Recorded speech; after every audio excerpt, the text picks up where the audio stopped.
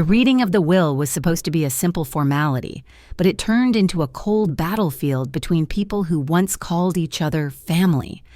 When my daughter-in-law boldly declared that the $43 million belongs to us, not her, the entire room fell silent. No one knew that the 72-year-old woman they were dismissing had been preparing for this moment for decades, and the truth would bring everything crashing down. My name is Margaret Pierce, and at 72 years old, I never imagined I'd be sitting in a lawyer's office watching my own family tear me apart with words sharper than any knife.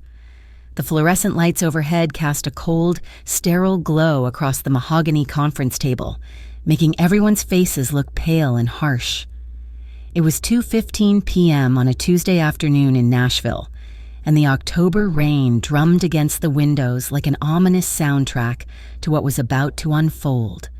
"She's nothing but a parasite," Melissa, my daughter-in-law, spat the words across the table, her perfectly manicured nails tapping impatiently on the leather folder in front of her.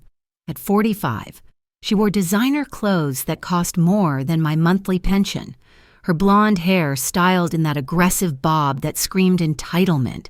We deserve that money more than her. What has she ever done except live off others? The words hit me like physical blows, but I kept my hands folded in my lap, my grandmother's wedding ring catching the light. I'd worn the same black dress I'd worn to my husband Robert's funeral 3 years ago. Perhaps it was fitting.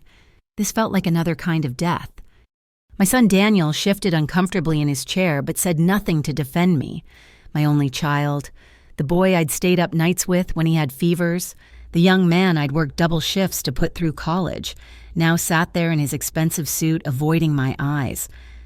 When he finally spoke, his words cut deeper than Melissa's ever could. "Mom, you have to understand," he said, still looking at the table. "Melissa and I have 3 kids, private schools, college funds, the mortgage on the new house. We need this inheritance. You're just one person. You don't need much at your age." At my age, as if reaching 72 meant I should gracefully accept being pushed aside, forgotten, treated like an inconvenience rather than the woman who had sacrificed everything for this family. The other relatives, Robert's brother Tom and his wife Sandra, my nephew James, all sat in uncomfortable silence.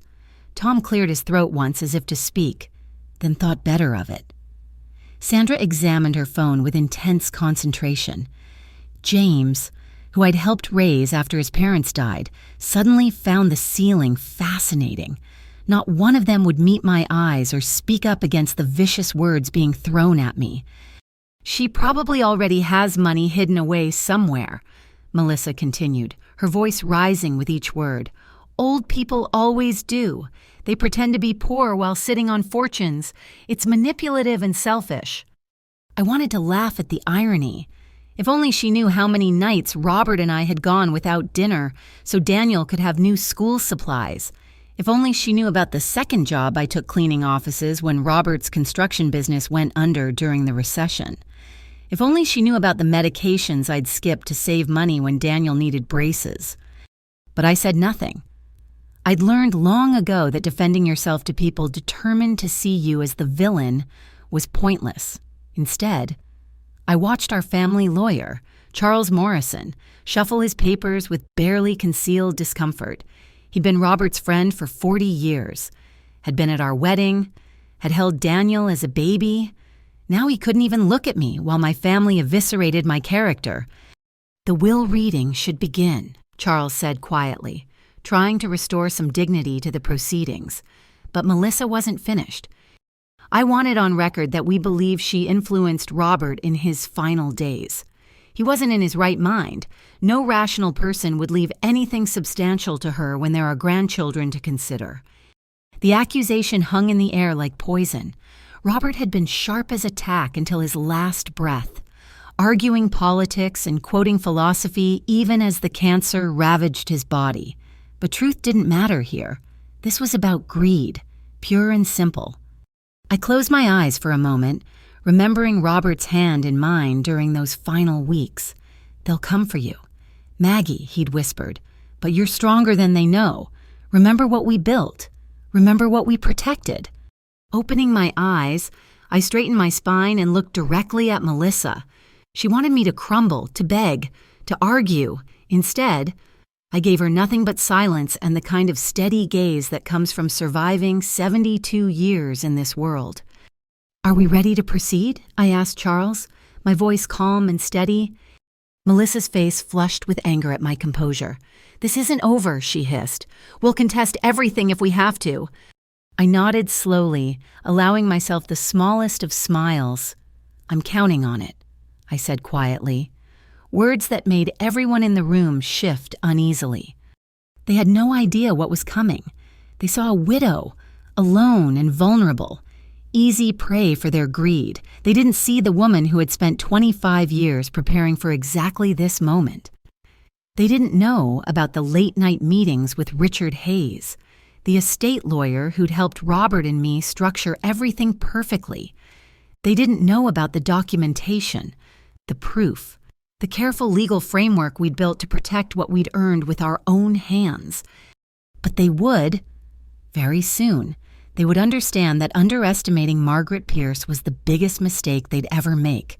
The memories flooded back as I sat in that cold conference room, each one a reminder of how I'd ended up here, respected by no one, valued by none, yet having given everything. I'd started teaching at Riverside Elementary in 1975, fresh out of college with dreams of shaping young minds.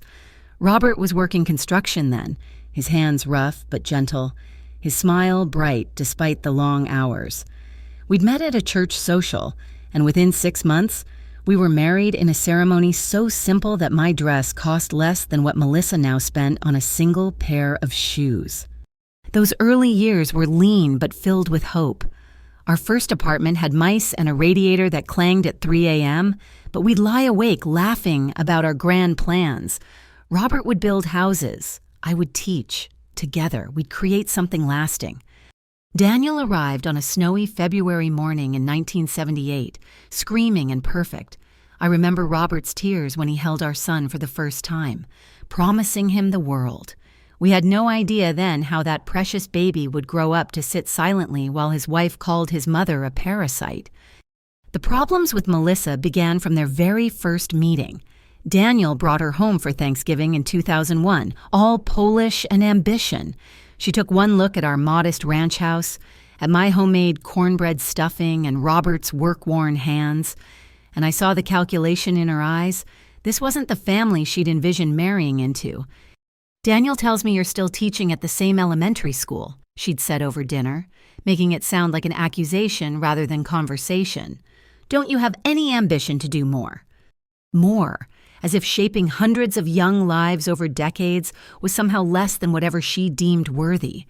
As if the letters from former students, now doctors and teachers and parents themselves, meant nothing.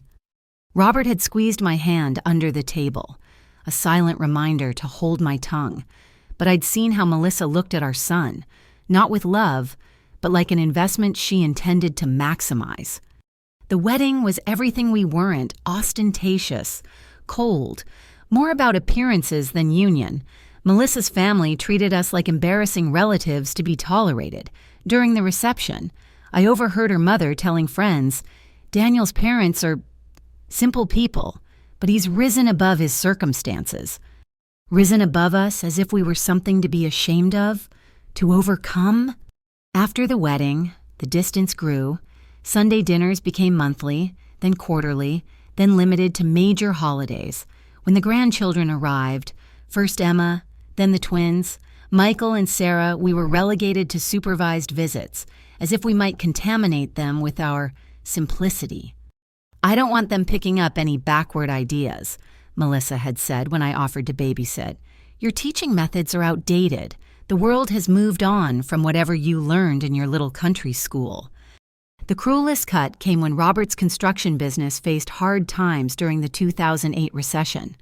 We'd never asked Daniel for help, too proud to burden our son. But Melissa made sure to remind us of our poor financial decisions every chance she got.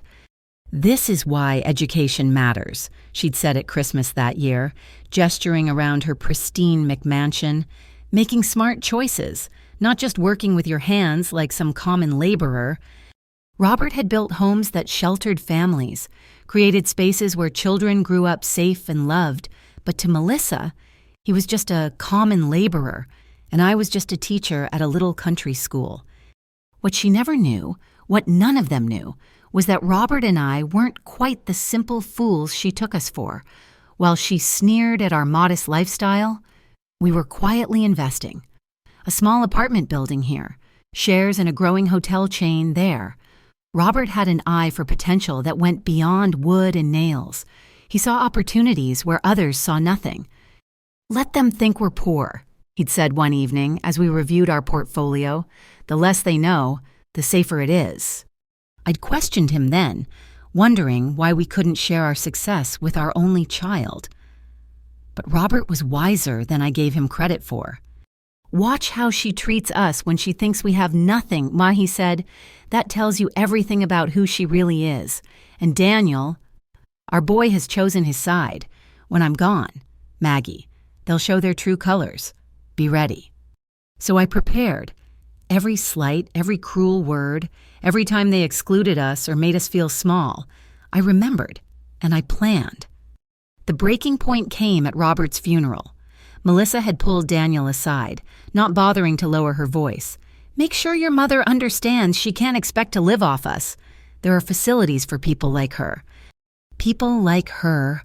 3 words that summed up everything Melissa thought of me.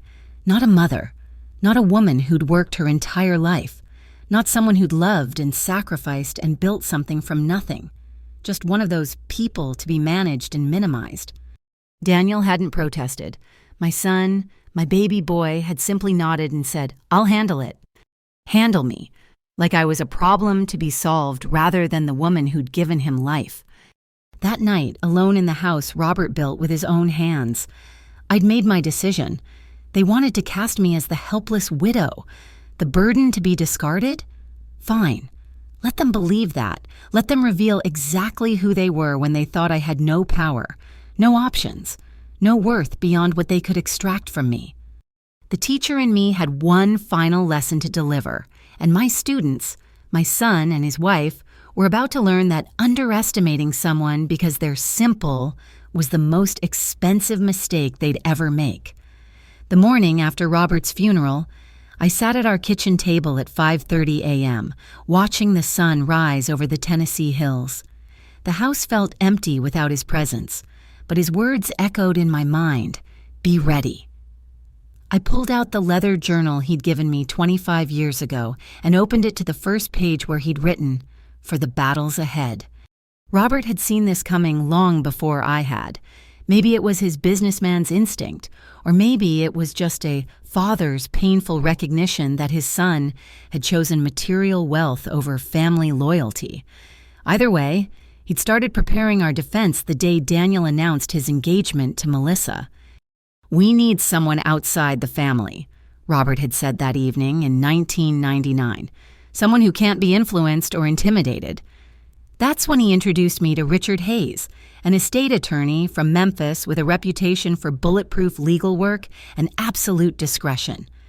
Richard wasn't like Charles Morrison, our family lawyer who'd grown too comfortable, too willing to keep the peace. Richard was sharp, methodical, and understood immediately what we were trying to protect ourselves against. "Family money brings out the worst in people," Richard had said during our first meeting. "The key is to structure everything so that your assets are protected while appearing completely transparent. Let me show you how." Over the following years, Robert and I quietly built our fortress. The apartment building we bought in 2003 wasn't held in our names directly. It was owned by a trust that Richard had structured. The hotel chain investments were similarly protected. Every document was filed properly, every tax paid meticulously. Everything completely legal, but carefully shielded. "Why are we being so secretive?" I'd asked Robert once. "These are our investments, our choices." "Because the moment people know you have money, they start calculating what they can get from you," he'd replied. "I've seen it happen on construction sites. A worker gets a settlement or inheritance, and suddenly, everyone's his best friend. Everyone has a sob story. Everyone needs a loan. Our son chose a woman who sees dollar signs before she sees people. We need to be smart." The irony was that while Melissa mocked our simple lifestyle, Robert and I were learning the complex world of asset protection, trust structures, and estate planning. I spent evenings reading legal documents instead of watching television, understanding every clause, every protection Richard built into our framework. The hotel investments were Robert's particular stroke of genius. He'd noticed a small regional chain struggling after 9/11, their stock price devastated. While others saw failure, Robert saw potential. "Tourism always comes back," he'd said, investing what Melissa would have considered our pathetic savings. "People need to travel, to escape, to dream.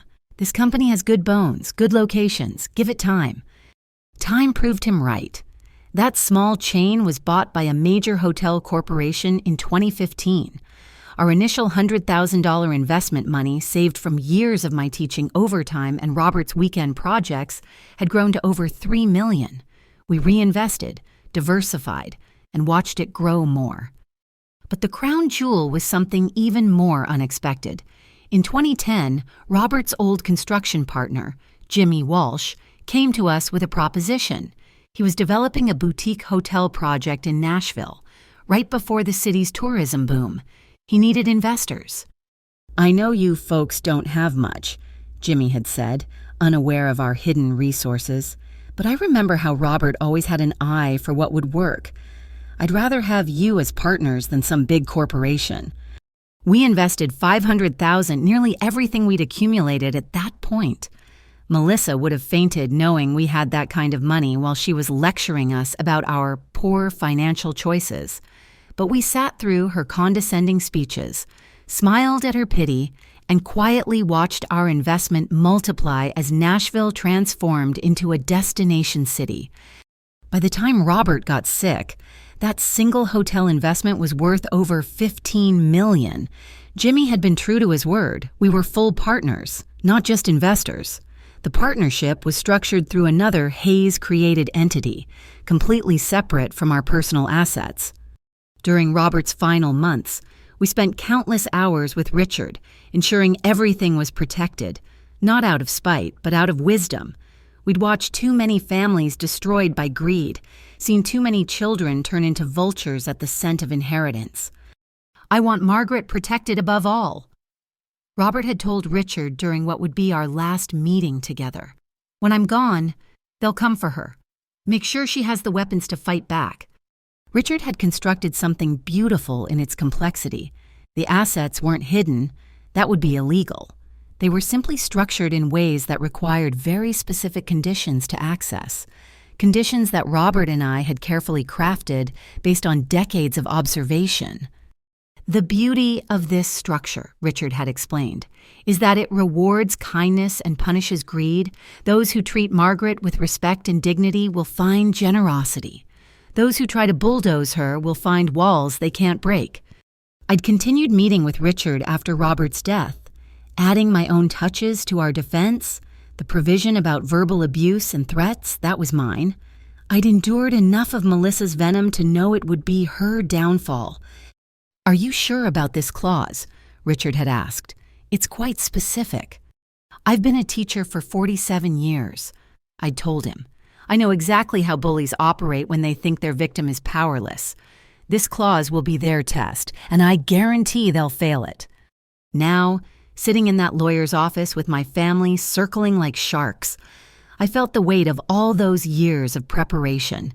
Every document filed, every protection in place, every piece of ammunition ready. Robert and I hadn't built this fortress out of paranoia. We'd built it out of clear-eyed recognition of who our son had become and who he'd chosen to marry. They thought they were dealing with a helpless old woman. They were about to discover they were facing something far more dangerous, a teacher who'd spent 25 years preparing her final lesson. Charles Morrison cleared his throat and adjusted his reading glasses, his hands trembling slightly as he opened the folder containing Robert's will. The room fell silent, except for the rain still pattering against the windows and the harsh buzz of the fluorescent lights overhead.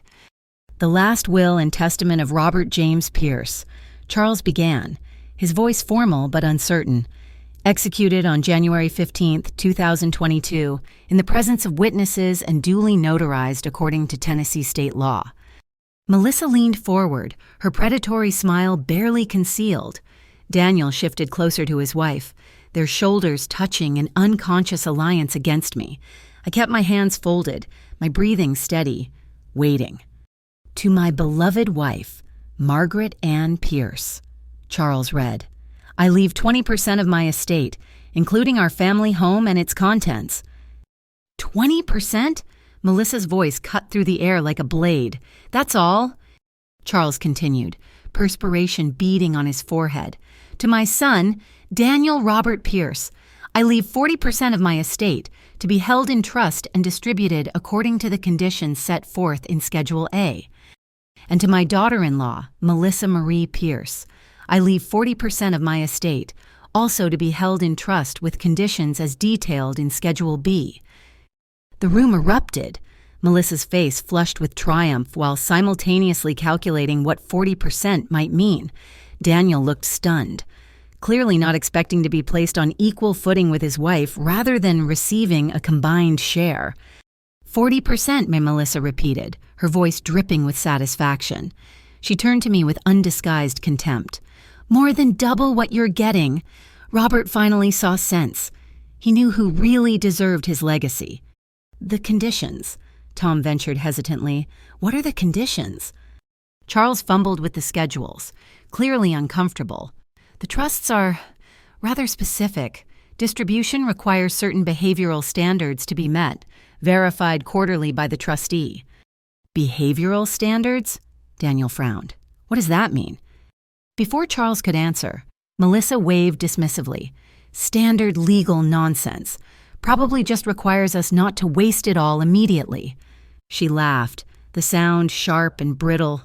Though honestly, 20% for her is still too much.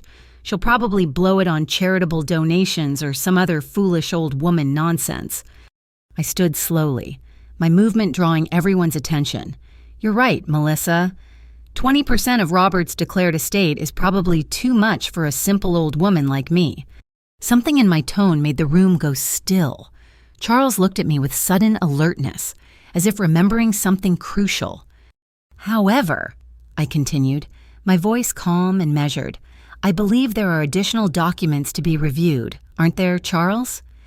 The lawyer's face went pale. He glanced between me and the thick folder he hadn't yet opened.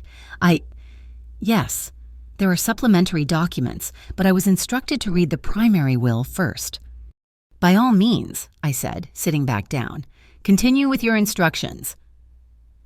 Melissa's triumph dimmed slightly. What supplementary documents? I demand to know what's in those documents, Daniel said, finding his voice at last. If there's more to the estate... Oh, there's more, I said quietly. So much more. Charles's hands shook as he reached for the second folder. Mrs. Pierce, are you certain you want me to proceed? Once I open this? I've been certain for 25 years, I replied. Please continue. He opened the folder with the solemnity of someone defusing a bomb. The first document was sealed with Richard Hayes's legal stamp, not Charles's. That detail wasn't lost on anyone in the room. What is this?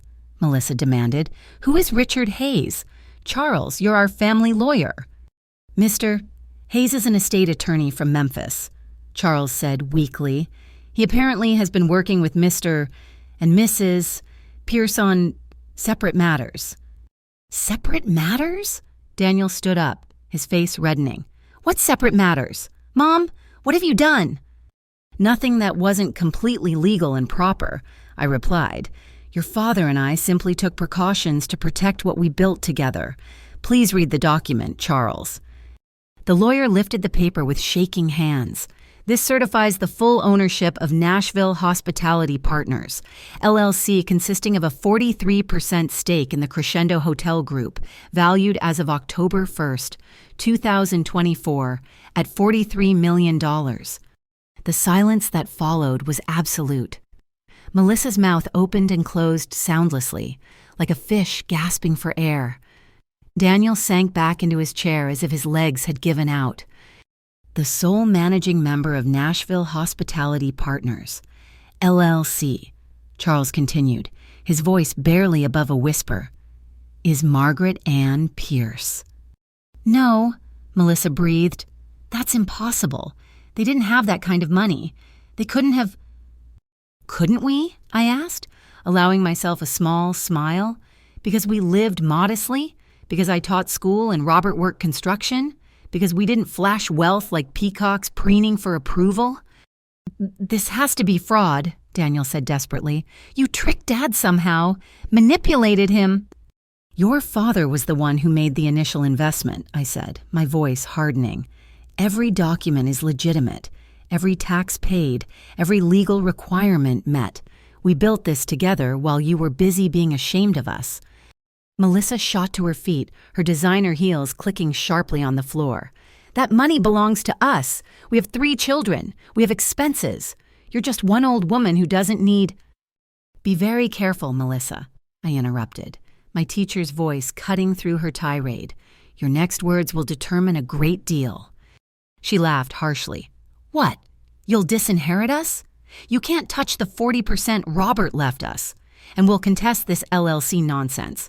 No judge will let a vindictive old woman keep $43 million from her own grandchildren. Is that your final position? I asked calmly. That I'm a vindictive old woman trying to keep money from my grandchildren? Among other things, she spat, you're pathetic. Margaret, sitting on millions while pretending to be some noble schoolteacher. You're nothing but a greedy, manipulative... Charles, I said, not letting her finish. Please read the conditions attached to their trust distributions, the behavioral standards you mentioned earlier. The room tensed as Charles fumbled for the schedules. What he read next would change everything. And somewhere in my heart, I felt Robert's presence, his hand in mine, his voice whispering, Now, Maggie, now they learn. Charles's fingers trembled as he found the correct pages, his eyes widening as he scanned the text. The temperature in the room seemed to drop several degrees as everyone waited for him to speak. The behavioral standards, he began, his voice strained, are quite specific. For both trust beneficiaries, the following conditions apply. He paused, swallowing hard. Any beneficiary who engages in verbal abuse, harassment, threats, or attempts at financial manipulation of Margaret Ann Pierce will forfeit their entire share, with said share to be redistributed according to the secondary distribution schedule. What? Melissa's shriek could have shattered glass. That's ridiculous! That's not legal! It's completely legal, a new voice said from the doorway. Everyone turned to see Richard Hayes entering the room, his presence commanding despite his slight stature. I wrote those provisions myself, and they've been reviewed by 3 separate estate law experts. Ironclad doesn't begin to describe them. Who the hell are you? Daniel demanded, standing up aggressively. Richard Hayes, Mrs. Pierce's attorney, he replied smoothly, taking a seat beside me. I apologize for being late. Margaret, traffic from Memphis was terrible. You're just in time, I said, patting his hand. They were just learning about the conditions of their inheritance. Richard opened his briefcase and pulled out a thick folder. Before we proceed, I should inform everyone that this meeting is being recorded for legal purposes. Every word spoken here today is documented. Melissa's face went from red to white. Recorded? You can't... Tennessee is a one-party consent state, Richard said calmly. Mrs. Pierce consented. Now, shall we discuss what you've already forfeited? Forfeited? Daniel's voice cracked. What are you talking about? Richard pulled out a transcript. Let's see. In the past 45 minutes, Mrs. Melissa Pierce has called Margaret Pierce, and I quote, a parasite, pathetic, manipulative, and a vindictive old woman. She has also stated that Margaret doesn't deserve her inheritance and threatened to, quote, toss her out if she doesn't comply with demands. Those weren't threats, Melissa protested. I was just violating every single behavioral standard outlined in your trust agreement, Richard finished, which means your 40% share is now forfeit. The room exploded. Melissa screamed accusations. Daniel shouted about lawsuits. Tom and Sandra shrank back in their chairs, and James looked like he wanted to disappear entirely. Through it all, I sat quietly, watching the truth of who they were fully revealed. "You planned this," Daniel accused, pointing at me with a shaking finger. "You set us up." "No," I said firmly. "You set yourselves up. Every cruel word, every dismissive gesture, every time you treated me as less than human, that was your choice. Your father and I simply prepared for what we knew would come." "This won't stand in court," Melissa snarled. "No judge will uphold this. This manipulation." Richard smiled thinly. "Would you like to see the legal precedents? Cooper versus Hamilton, 2018. Sterling versus Sterling, 2020. Tennessee courts have consistently upheld behavioral conditions in trust distributions, especially when protecting elderly beneficiaries from family abuse." "But the LLC," Daniel said desperately, "the $43 million, that has to be marital property. Dad couldn't just—" "The LLC was formed in 2010, Richard interrupted, long before Mr. Pierce's illness. Every investment was made with full documentation. Your mother is listed as co-founder and 50% owner from day one. When your father passed, his 50% transferred to her according to the operating agreement, completely separate from the estate that's being distributed today." I stood up, gathering my purse. "Gentlemen, I believe we're done here." "Done?" Melissa lunged forward, but Richard stepped smoothly between us. "You can't just leave. That money belongs to us. Daniel, do something." My son looked at me, and for a moment, I saw the little boy who used to run to me with scraped knees. But that boy was gone, replaced by a man who'd chosen greed over family. "Mom," he said, his voice breaking, "please, we have bills, the kids' schools, the mortgage. We need that money." "No," I said quietly. "You want that money? There's a difference. You have good jobs, a beautiful home, healthy children. Everything you actually need, you already have. What you want is what you think you deserve simply for existing." "So you're just going to keep $43 million? Melissa's voice was venomous. "While your grandchildren suffer." "My grandchildren aren't suffering," I replied. "They're attending private schools, taking exotic vacations, and wearing designer clothes. But you're right, I don't intend to keep all of it." A spark of hope flickered in Daniel's eyes. "You mean?" "I've already designated $10 million to establish the Robert Pierce Foundation for underprivileged students. Another $10 million will go to building senior centers across Tennessee, places where elderly people who've been abandoned by their families can find community and dignity." "And the rest?" Melissa demanded. "The rest will ensure I live comfortably for whatever years I have left, and then pass to those who've shown me genuine kindness and respect. My housekeeper, Ruth, who's been more of a daughter to me than you ever were, Melissa, the neighbors who check on me daily, the former students who still send Christmas cards and bring their children to visit." "This is insane!" Daniel exploded. "I'm your son, your only child. You can't give our inheritance to strangers." "It's not your inheritance," I said firmly. "It never was. It's the fruit of your fathers and my labor, our sacrifices, our wisdom, and we choose to leave it where it will do good, not where it will feed greed." Richard handed me a document. "The paperwork for the foundation is ready for your signature whenever you're ready. Margaret, the trustees are standing by." I signed with a steady hand, each stroke of the pen like a weight lifting from my shoulders. When I finished, I looked at my son and his wife one last time. "Your father loved you, Daniel, so much that he made sure you'd receive a generous inheritance even if you failed the behavioral standards. The 20% each you'll still receive from the estate will give you around $800,000, more than most people see in a lifetime." $800,000? Melissa laughed bitterly. "When you're sitting on $43 million. "Yes," I said simply, "because that's what you earned with your behavior. Nothing more, nothing less." I moved toward the door, Richard beside me, behind us. The sound of Melissa's rage and Daniel's pleas echoed off the walls, but I didn't turn back. I'd spent too many years looking backward, hoping they'd change, praying they'd see me as more than a resource to be exploited. The lesson was delivered, class was dismissed. As I reached the conference room door, Melissa's composure finally shattered completely. The careful facade of the sophisticated daughter-in-law crumbled, revealing the raw, ugly greed beneath. "You conniving witch!" she screamed, her voice breaking with rage. "You think you've won? We'll destroy you. I'll make sure everyone knows what kind of manipulative monster you really are." Richard touched my elbow gently, guiding me to pause.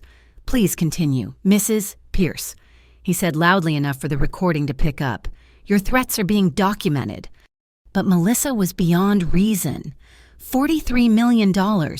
She grabbed a glass paperweight from the table and hurled it against the wall, where it shattered. "You're nothing but a dried-up old teacher who got lucky. That money should be ours." "Melissa, stop," Daniel said weakly, but she rounded on him. "Stop? Your mother just stole $43 million from our children, and you want me to stop?" She laughed hysterically. "No wonder she walks all over you. You're pathetic, just like her." That seemed to snap something in Daniel. He stood straighter, his face flushing. "Mom, this is wrong. Dad wouldn't have wanted this. He loved his grandchildren." "Yes, he did," I said quietly, turning back to face them, "which is why he made sure they'd be provided for. Each child has a college fund we established years ago, full tuition to any school they choose. They'll receive it directly when they turn 18, bypassing both of you." "What?" Daniel's mouth fell open. You already set up funds." "Of course we did. We're their grandparents, not their enemies. But those funds are for education, for their futures, not for maintaining your lifestyle or Melissa's shopping habits." Melissa grabbed Daniel's arm, her nails digging in. "She's lying. She has to be lying. Check the documents." Charles, who had been silent during the confrontation, cleared his throat. "Actually, I can confirm the education trusts. They were established in 2012, 2014, and 2016, respectively. Fully funded, irrevocable." For a moment, the room went quiet except for Melissa's heavy breathing. Then she did exactly what I'd been waiting for her to do. She revealed her true nature completely. "I don't care about college funds," she snarled. "I care about what we deserve now. And if you think, Margaret, that you can sit in that house, counting your millions while we struggle—" "While you struggle," I interrupted, "in your 5,000-square-foot house with your luxury cars, your country club memberships?" "Those are necessities for our social position," she screamed. "You wouldn't understand. You've always been jealous of what we have, of what Daniel became despite you." "Despite me," I repeated softly. "Yes, I suppose that's one way to look at it." Richard stepped forward. "Mrs. Melissa Pierce, are you making threats against my client's residence and safety?" "I'm promising that she'll regret this," Melissa said, her voice dropping to a dangerous whisper. "Old women have accidents. They fall downstairs. They forget to take medications. That's enough." The voice came from an unexpected source. James, my nephew, who had been silent throughout the entire meeting. He stood up, his face pale but determined. "Aunt Margaret, I'm sorry. I'm so sorry for not speaking up earlier, for letting this happen." "Sit down, James," Tom warned, but James shook his head. "No, Uncle Tom. I've sat down and stayed quiet for too long." He looked at me, tears in his eyes. "When my parents died, you and Uncle Robert took me in. You raised me like your own son, and I've repaid that by being a coward, by letting them treat you like this." "James," I said softly, my heart warming for the first time that day. "The truth is," James continued, now addressing the room, "Aunt Margaret and Uncle Robert saved my life. They paid for my therapy after my parents' accident. They helped me through college. They never asked for anything back, never held it over my head. And when I graduated and got my job, they were prouder than if I'd been their own son." He turned to Daniel. "You have no idea what you've thrown away. No idea what kind of mother you had and chose to ignore." Melissa laughed coldly. "How touching. The poor orphan defends his meal ticket. How much is she paying you, James?" That was the final straw. Richard pulled out his phone and made a quick call. "Yes, we need building security to conference room 12. We have an individual making threats who needs to be escorted out." "You can't throw me out," Melissa shrieked. "Daniel, do something!" But Daniel seemed broken, staring at James as if seeing him for the first time. She paid for your college?" "Oh, every penny," James confirmed. "And never told anyone. Never asked for credit or gratitude. That's who your mother is. Daniel, that's who you've been calling a burden." 2 security guards appeared in the doorway. Richard pointed to Melissa. "This woman has been making threats against my client. Please escort her from the building." "Don't you dare touch me!" Melissa backed away from the guards. "I'll sue all of you. This isn't over." "Actually, it is," Richard said calmly. He pulled out another document. "This is a restraining order, prepared in advance and now fully justified by your documented threats. You are not to come within 500 feet of Margaret Pierce or her residence." The guards moved forward, and Melissa had no choice but to leave, her designer heels clicking frantically as she screamed threats and profanities down the hallway. Daniel stood frozen, watching his wife being escorted out, his world crumbling around him. "Mom," he said finally, his voice small and lost, I don't know what to say." "Then don't say anything," Masai replied. "Sometimes silence is more honest than words." Richard gathered his papers efficiently. "Mrs. Pierce, we should go. I have the car waiting." I nodded, then looked around the room one last time, at Charles, who couldn't meet my eyes, at Tom and Sandra, who seemed to have shrunk into their chairs, at James, who stood tall despite his tears. "James," I said, "would you like to have dinner with me on Sunday? I'm making pot roast."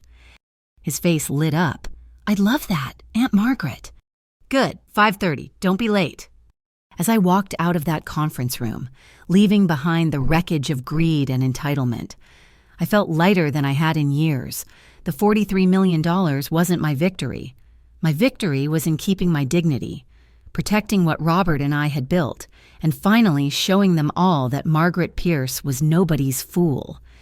The lesson was complete, and for some students, it had come too late to matter. The silence that followed Melissa's forced exit was absolute, broken only by the distant echo of her threats fading down the hallway and the steady hum of the fluorescent lights above. The conference room felt like a battlefield after the smoke had cleared, with casualties visible in every face. Daniel stood in the center of it all, a man stripped of his illusions. His expensive suit seemed to hang on him now, as if he'd suddenly shrunk inside it. His hands trembled as he reached for the chair back to steady himself, and when he looked up at me, I saw something I hadn't seen in years, genuine devastation. $43 million, and he whispered, not in greed but in dawning comprehension. You and Dad had $43 million, and you never lived like it. You never acted like it. No, I said simply. We didn't. Because money was never the point. Daniel, security was the point, independence was the point, making sure we could never be made to feel small or worthless by anyone. That was the point. Charles Morrison hadn't moved from his seat, his face ashen as he stared at the documents before him. 20 years of family dinners, of shared celebrations, of being trusted with our simple wills, and he'd never known. The man who'd held my son as a baby couldn't even look at me now. Tom finally found his voice, though it came out strangled. "Margaret, we didn't know. If we'd known about the threats, about how they were treating you—" "You knew enough." I cut him off. But without heat, I was too tired for anger now. You sat at Thanksgiving dinners and heard the comments. You watched them exclude us from family vacations. You listened to Melissa's jokes about putting me in a home, and you said nothing. Sandra clutched her purse like a lifeline. We thought it was just family dynamics. Every family has tensions. Every family has tensions, I agreed. Not every family has a son who stands by while his wife calls his mother a parasite. The words hung in the air like a physical presence. Daniel flinched, as if I'd slapped him. Good. Some lessons needed to sting to be remembered. Richard touched my elbow gently, "Margaret, we can leave now. Everything is handled." But I wasn't quite finished.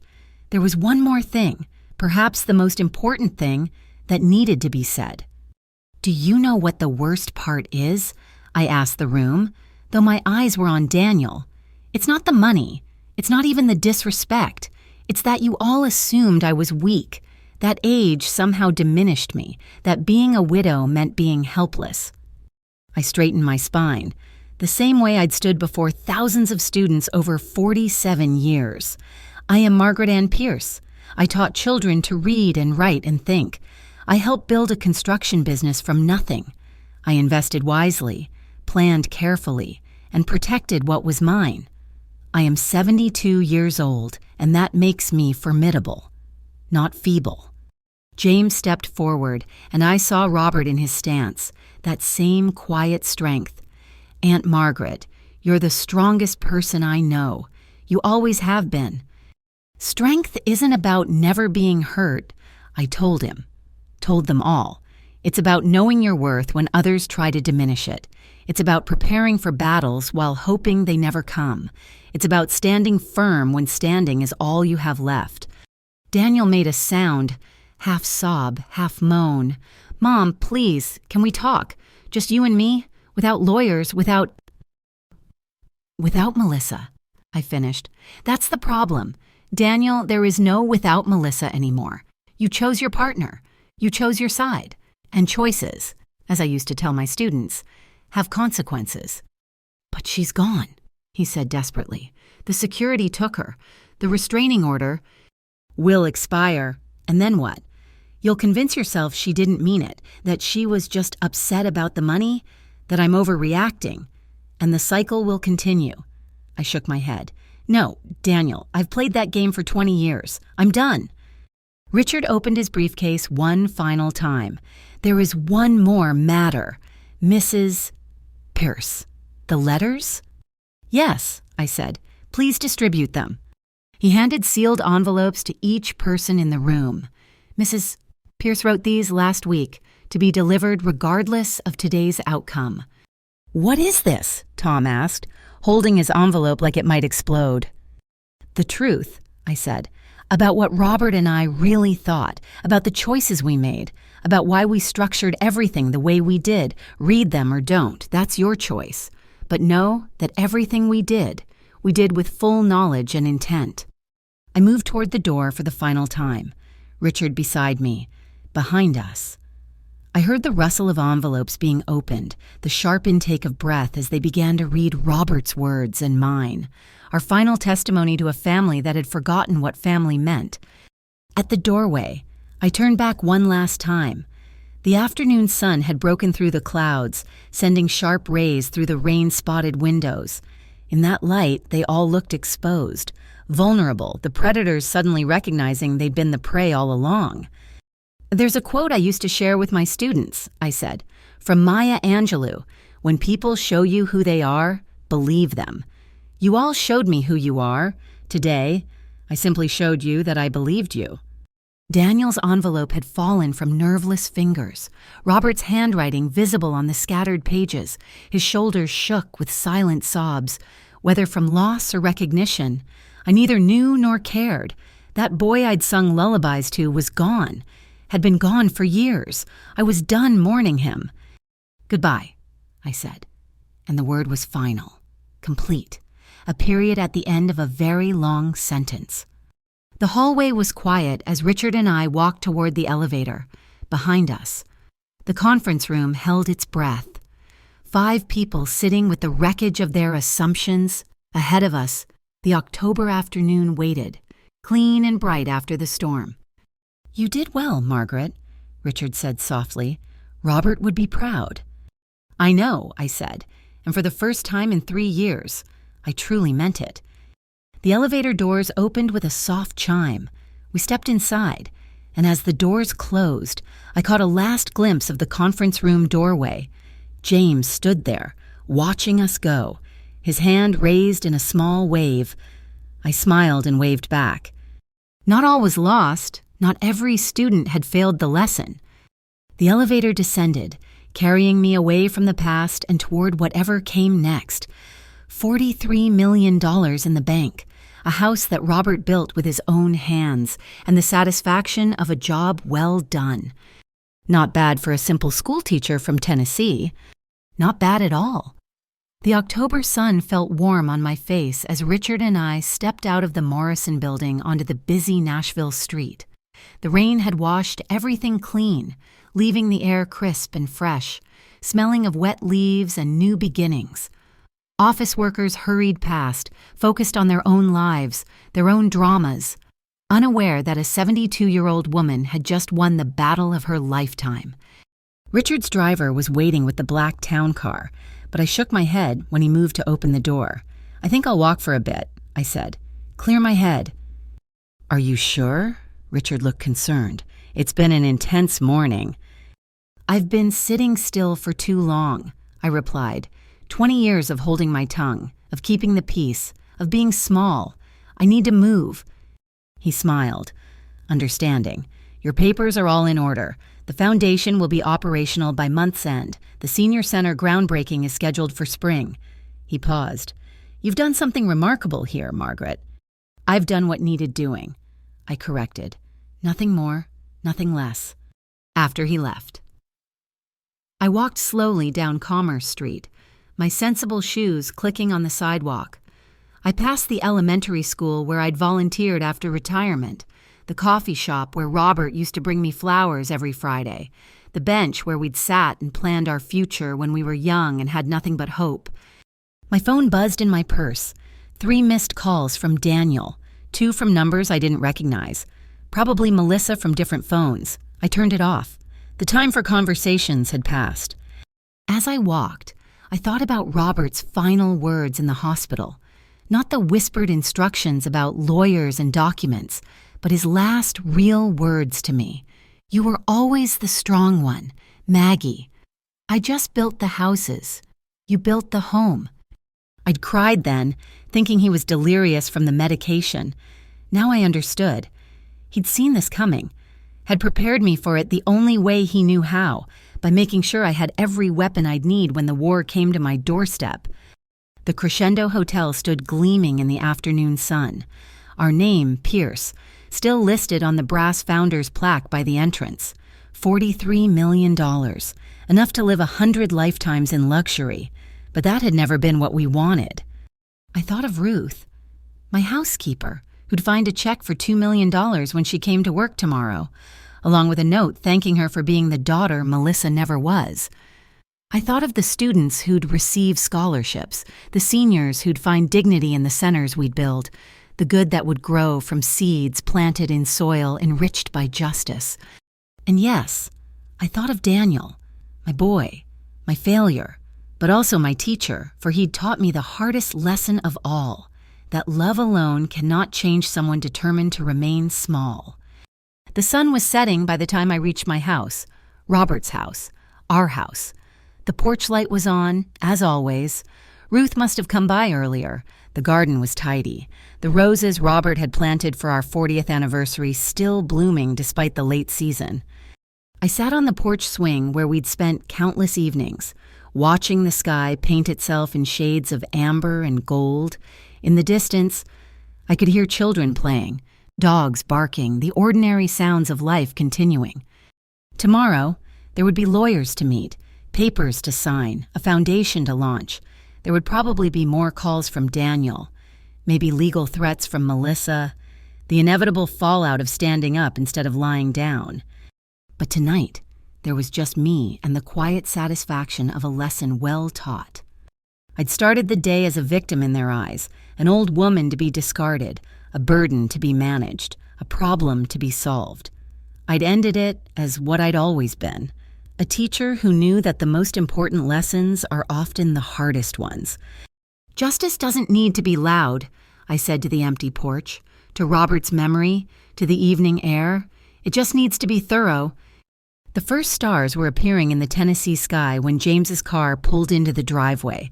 He got out, carrying a bag from my favorite Chinese restaurant and a bouquet of daisies, my favorite flowers, not the expensive roses Melissa always thought were more appropriate. "I thought you might not want to cook tonight," he said simply. I smiled, the first real smile I'd felt all day. "Come in," I said. "Let's eat in the kitchen. And James, bring the photo albums. I want to show you pictures of your uncle when he was building this house with his own hands." As we went inside, leaving the porch light on for whoever might need to find their way, I felt Robert's presence one more time, not in sadness or loss, but in victory. We'd built something that couldn't be torn down by greed or cruelty. We'd protected what mattered. We'd won.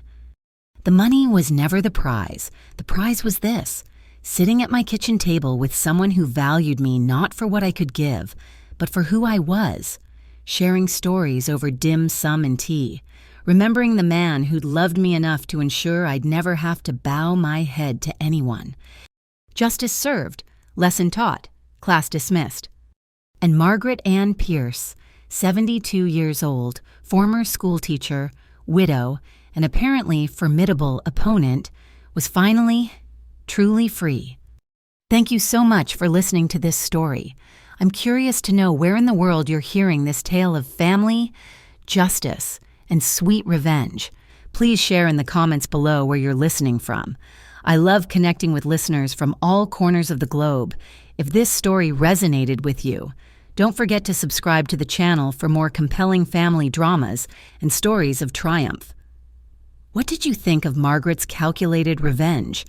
Would you have handled things differently? Share your thoughts below. I read every comment and would love to hear your perspective on this family's dramatic showdown.